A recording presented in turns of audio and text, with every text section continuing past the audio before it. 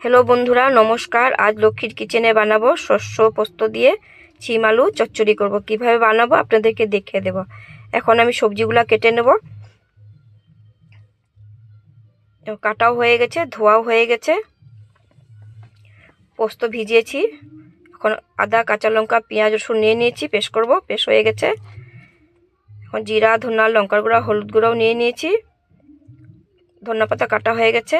এখন কড়াই গরম হয়ে গেছে, সর্ষের তেল দিয়ে দেব। পাঁচফোড়ন দিয়ে দেব। কেটে রাখা আলুটাও দিয়ে দেব, একটু ভেজে নেব। মশলা পেস্ট করেছিলাম, শস্য পোস্ত, আদা, কাঁচা লঙ্কা, টমেটো দিয়ে দিয়েছি। জিরা, ধনা, লঙ্কার গুঁড়া, হলুদ গুঁড়াও দিয়ে দিয়েছি। ভালো করে ভেজে নেব।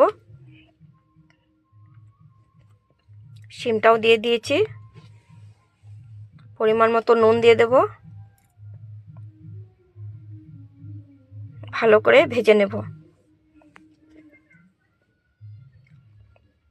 ধনিয়া পাতা ছড়িয়ে দেব। সবজিটা কত সুন্দর হয়ে গেছে। গরম গরম ভাতের সঙ্গে খেতে খুব দারুণ লাগে।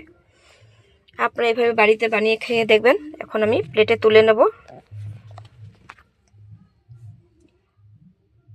কত সুন্দর হয়েছে। ভালো লাগলে লাইক এন্ড সাবস্ক্রাইব, কমেন্ট করবেন। আজ এতখানি রইল।